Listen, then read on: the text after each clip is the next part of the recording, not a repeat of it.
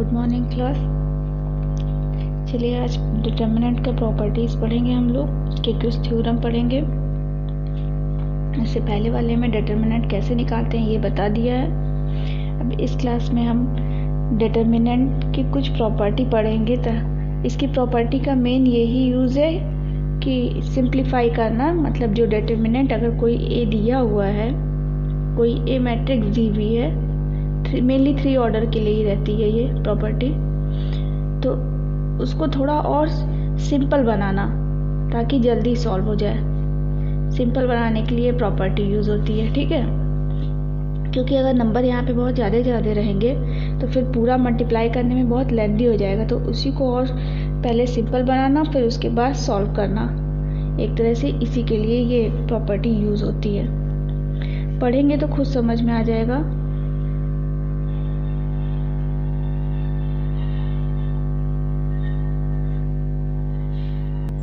तो गुणधर्म देखते हैं। कह रहा है अगर कोई डिटर्मिनेंट दिया हुआ है किसी मैट्रिक्स का, क्या है वो, अगर जनरल ले रहे हैं A1 A2 A3 B1 B2 B3 C1 C2 C3 ये दिया हुआ है। और अगर दूसरा, अगर हम लोग इसको क्या करें, किसी पूरे रो को कॉलम में डाल दें या कॉलम को रो में डाल दें, बात वही हुई ना, ये पूरे रो को कॉलम से एक्सचेंज कर दें। कह रहा है किसी सारणी का मान उसकी पंक्ति और स्तंभों के परस्पर परिवर्तन करने से अपरिवर्तित रहता है। तो मान लीजिए पूरा चेंज करके जो आया सारणी वो क्या है, A1 B1 C1 A2 B2 C2 A3 B3 C3, यही ना है। तो ये कह रहा है, ये गुणधर्म ये कहता है कि अगर पूरे रो को पूरे पंक्ति हो और स्तंभ का अगर परस्पर परिवर्तित करें तो जो इसकी सारणी की वैल्यू होगी उसमें कोई चेंज नहीं आएगा। मतलब चलिए एक प्रूफ देख लेते हैं एक बार। ये हम एक्सपेंड कर दे रहे हैं, ये जैसे पता है इस रो के अलोंग कर रहे हैं। A1 होगा फर्स्ट, पहली पंक्ति पहला स्तंभ 2 हुआ तो 2 का पॉजिटिव हो जाएगा -1 के पावर, तो हम डायरेक्ट लिख दे रहे हैं B2 C3 -C2 B3। ठीक, यहाँ पहली पंक्ति दूसरा स्तंभ 3 हुआ तो -1 के पावर 3 तो नेगेटिव होगा। A2 का क्या होगा, B1 C3 -C1 B3 plus A3, पहली पंक्ति तीसरा स्तंभ 4 हुआ, -1 के पावर 4 हुआ ना, तो A3 B1 C2 C1 B2। ठीक है, इसकी वैल्यू लिख देते हैं A1 B2 C3 A1 B3 C2 A2 B1 C3 plus A2 B3 C1 plus A3 B1 C2 A3 B2 C1। ठीक है, अब यही अगर डेल्टा डैश निकालें, रो के अलोंग ही कर रहे हैं, ठीक है।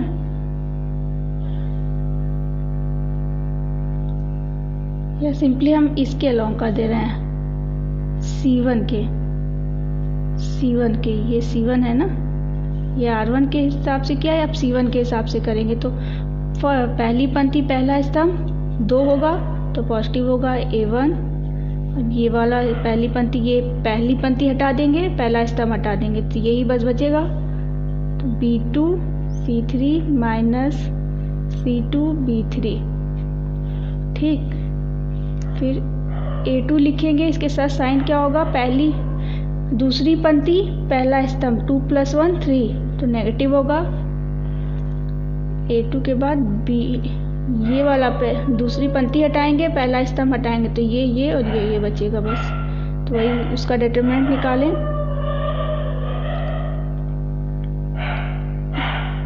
हम वो उस तरह नहीं लिख रहे हैं ऐसे डिटर्मिनेंट 2 का, क्योंकि अब वो आप लोग सॉल्व करना सीख गए हैं।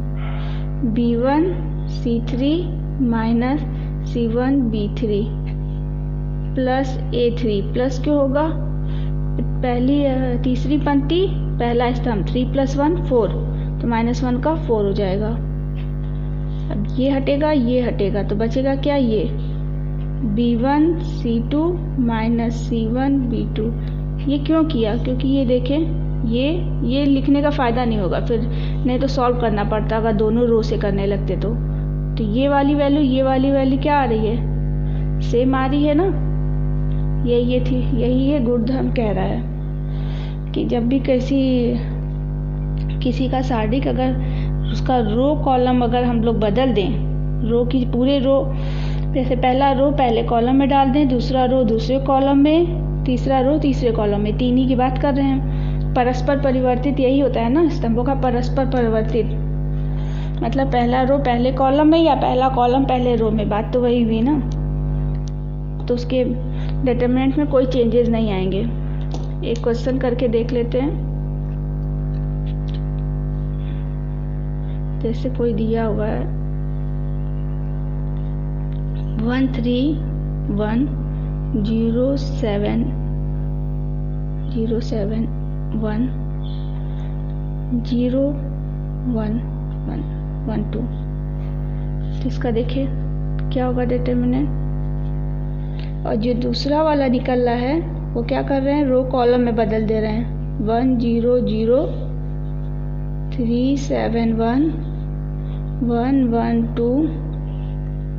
ठीक है, अब इन दोनों की वैल्यू निकाल देते हैं। ये किसके हिसाब से निकाले, यहाँ ये बताया था कि हमेशा सॉल्व उसी रो और कॉलम से करें जिसमें जीरो ज़्यादा है, तो सॉल्व जल्दी हो जाएगा। क्योंकि ये देखो, ये जीरो से कुछ भी, यहाँ देखो जीरो से कुछ भी मल्टीप्लाई हो जीरो ही आएगा, तो बस यही एक सॉल्व करना होगा।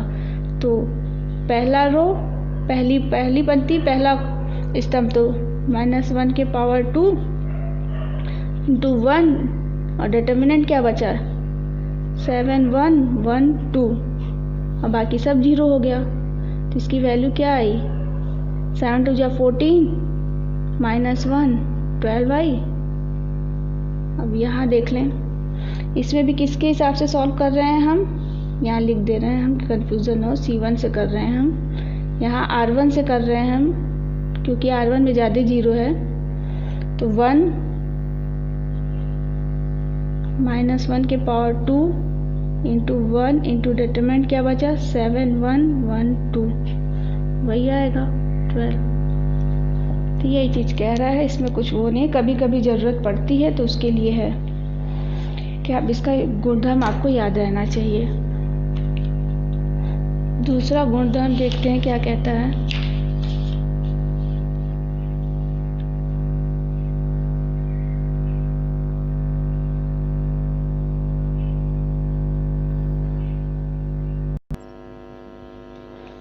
तो दूसरा गुणधर्म क्या कहता है, यदि एक सारणी की कोई दो पंक्तियों का परस्पर परिवर्तन कर दिया जाए तब सारणी का चिन्ह परिवर्तित हो जाता है।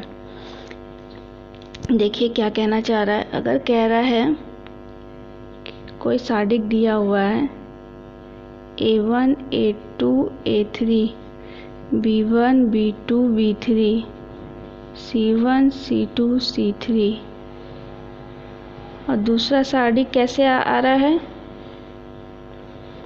मान ले क्या कर दे रहे हैं हम, ये दोनों इंटरचेंज कर दे रहे हैं, मतलब R1 R3 की जगह भेज दे रहे हैं और R3 R1 की जगह भेज दे रहे हैं। ठीक है, ये इधर भेज दिया, ये इधर भेज दिया, तो यहाँ क्या आया C1 C2 C3, सेकेंड वाला उसी तरह रहेगा B1 B2 B3 A1 A2 A3। ठीक है, तो क्या रहा है, ये क्या रहा है कि अगर पहला सारणी किए है और दूसरा सारणी कैसे आ रहा है, कोई दो रो का परस्पर परिवर्तन कर दे, मतलब पहली रो कोई भी दो ले सकते हैं, पहला दूसरा ले सकते हैं, दूसरा तीसरा ले सकते हैं। यहाँ पहला और तीसरा हम लिए हैं, पहला वाला रो तीसरे में डाल दें, तीसरा वाला पहले में डाल दें। तो क्या आएगा, जो दूसरा सारणिक आएगा वो जो पहला वाला होगा उसका नेगेटिव होगा। समझ रहे हैं, साइन में परिवर्तन हो जाएगा। अगर ये पॉजिटिव है तो ये नेगेटिव हो जाएगा, अगर ये नेगेटिव है तो ये पॉजिटिव हो जाएगा। प्रूफ एक बार देख लें। डेल्टा निकाल लें हम लोग, डेल्टा डैश नहीं, डेल्टा किसके अलॉन्ग निकाल लें, R1 के अलॉन्ग निकाल लें। तो क्या आया, R1 के अलॉन्ग निकाल लें। हम बार बार सॉल्व नहीं करें क्योंकि ऊपर सॉल्व हो चुका है।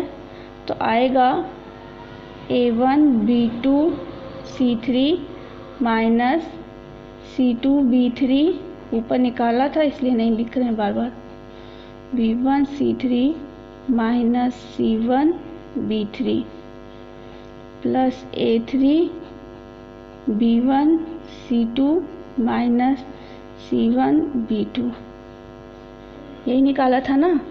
अब हमें डेल्टा डैश निकालना है। किसके अलॉन्ग निकाल रहे हैं हम, A1 A2 से ही एक्सपेंड हुआ है तो हम थर्ड रो से ही निकालेंगे क्योंकि हमें दिखाना है कि इक्वल है ना, ज़्यादा सॉल्व करने की ज़रूरत नहीं पड़ेगी। R3 के अलॉन्ग निकाल रहे हैं, ठीक है। यहाँ हम समझने के लिए डेल्टा डैश लिख दे रहे हैं, C1 C2 C3 B1 B2 B3 A1 A2 A3, ठीक।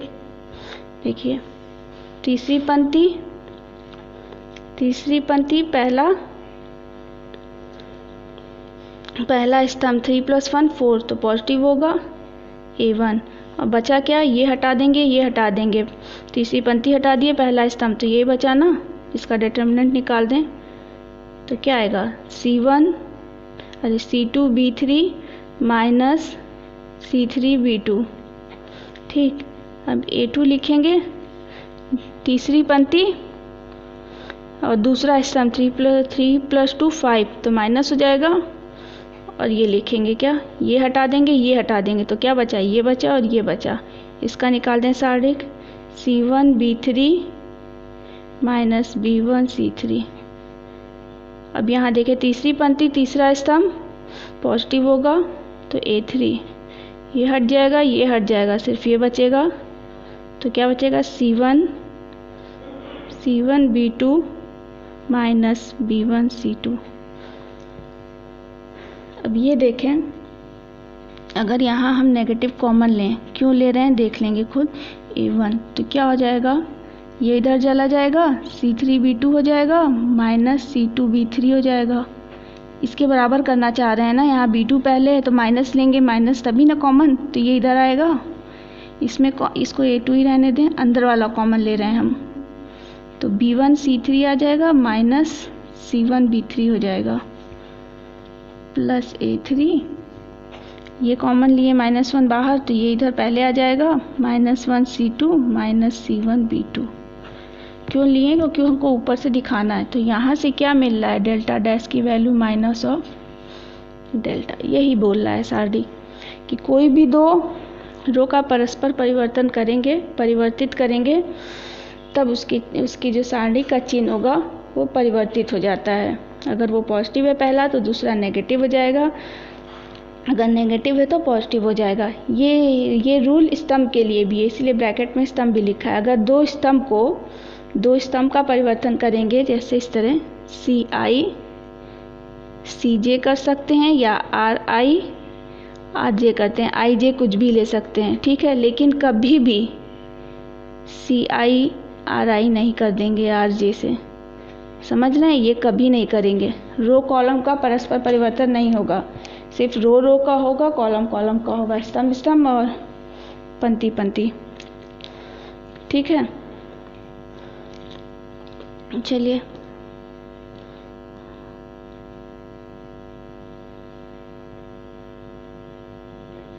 तीसरा गुणधर्म देखते हैं।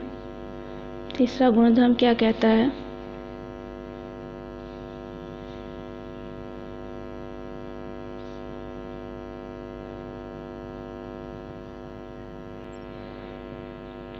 तीसरा गुणधर्म कहता है अगर कोई सारणिक दिया हुआ है A1 A2 A3 B1 B2 B3 C1 C2 C3, इसके किसी एक रो किसी एक पंक्ति को या किसी अथवा स्तंभ, बाद में वो दिखाते हैं, पहले पंक्ति से सुनिए।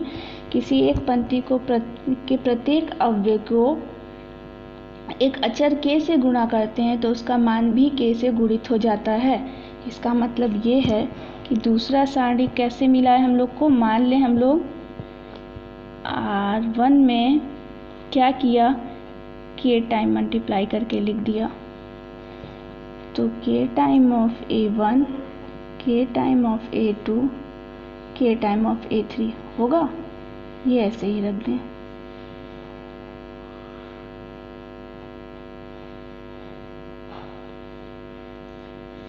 अगर ये ऐसे है तो कह रहा है कि जो यहाँ से दूसरा सारणी का आया, क्या आया, इसका k टाइम पहले रो में किया है, तो आप दूसरे में भी कर सकते हैं, तीसरे में भी कर सकते हैं, पहले स्तंभ में भी कर सकते हैं, दूसरे स्तंभ में या तीसरे स्तंभ में। बस एक कोई चीज़ लेनी होगी, या तो एक पंक्ति या एक स्तंभ, उसमें k से गुणा करेंगे तो उसकी जो वैल्यू आएगी, इस सारणी की जो वैल्यू आएगी पहले वाली सारणी का भी k गुना हो जाएगा।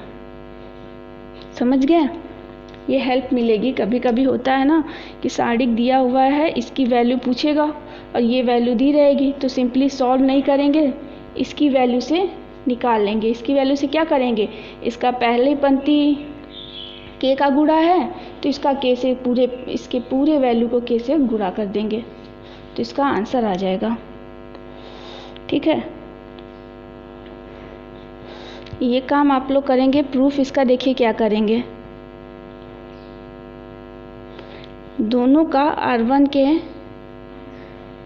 पहले डेल्टा निकाल लेंगे R1 से। ठीक है, इसकी वैल्यू बताएंगे, R1 से लिखी हुई है, और R1 जो सेकंड वाला है उससे डेल्टा डैश निकालेंगे और चेक करके हमें बताएंगे कि आपकी वैल्यू आ रही है कि नहीं आ रही है। ठीक है, ये आपका काम रहेगा, क्योंकि करते करते ऊपर से हो गया है एक्सपेंशन पूरा, हम बता दिए कि कैसे उसको तोड़ना है। R1 तो निकाल ही दिए हैं, बस कॉपी मारना है वहाँ से R1 के हिसाब से। इसकी वैल्यू तो निकाले हैं, इसकी वैल्यू आप निकालेंगे, सिंपली है। k कॉमन आ रहा है कि नहीं आ रहा है, यही आपको देखना है। चौथा गुणधर्म ये कह रहा है, यदि एक सारणी का किन्हीं दो पंक्ति के संगत अव्यय समानुपाती हैं तो उसका मान शून्य होता है। किन्हीं दो पंक्ति या किन्हीं दो स्तंभ, जैसे कह रहा है कोई सारणी दिया हुआ है A1, A2, A3, ठीक है, B1, B2, B3, और ये k time of A1, k time of A2, k time of A3। मतलब क्या है, थर्ड वाला जो रो है, थर्ड रो है वो क्या है, 3 टाइम्स ऑफ R1 है, हर एक उसका अव्यय। तो यही कह रहा है, प्रोपोर्शनल है ना, समानुपाती अगर होगा कोई दो, ये दो रो की बात कर रहे हैं हम, ये कोई दो रो या कोई दो कॉलम, कोई दो स्तंभ या दो कोई पंक्ति, तो अगर ये इस टाइप का है कि पहला वाले रो का ये प्रोपोर्शनल है, समानुपाती आ रहा है हर एक जैसे ये पहला रो है, ये तीसरा रो, इसका पहला एलिमेंट k टाइम्स करेंगे तो ये मिल रहा है, इसका k टाइम्स कर रहे हैं तो ये मिल रहा है, इसका k टाइम्स कर रहे हैं तो ये मिल रहा है। तो जो डिटर्मिनेंट की वैल्यू आ रही है, सारणी की वैल्यू, वो क्या होगी, बात बताएं।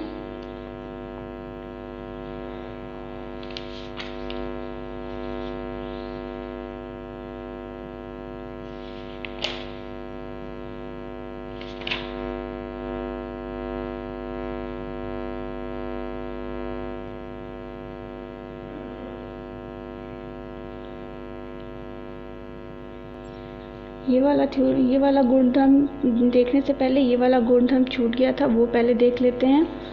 ठीक है, ये कह रहा है अगर किसी सारणी का दो पंक्ति और दो स्तंभ समान है, या दो स्तंभ, कोई दो पंक्ति या कोई दो स्तंभ समान है, तब उस सारणी का मान शून्य होगा। समझ रहे हैं? जैसे कह रहा है कोई सारणी दिया हुआ है, ये